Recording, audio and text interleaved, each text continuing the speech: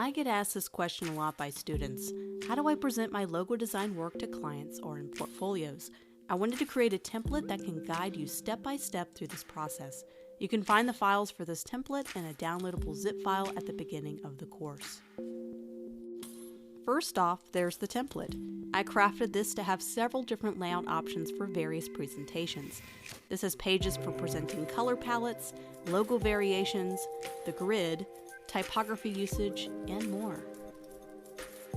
This template is meant to be customized to your unique client or logo presentation needs. You can craft shorter 2 to 3 page presentations showing multiple concepts, or go more in depth with more detailed logo presentations.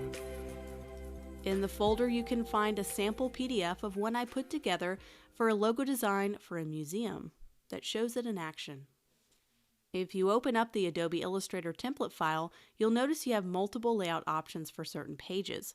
Simply toggle on and off the sample layer to remove the example logo and place your own logo stuff there. You can add and delete pages to your liking. And yes, this can be opened using an updated version of Affinity Designer too. You can toggle off the sample layers by going into each page and turning them off. It does open a bit differently in Affinity Designer, but most of the file remains usable. There is a detailed guide on how to use the template in the file in the same folder called the How to Use Logo Presentation PDF.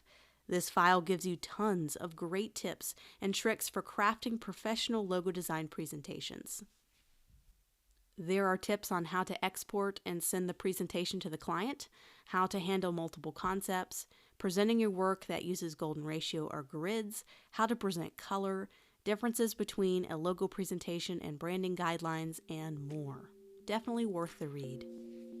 I hope you enjoy this added resource. I wanted to create something that gave you a head start on your logo and branding presentations, something I wish I had when I first started to do client and professional level work.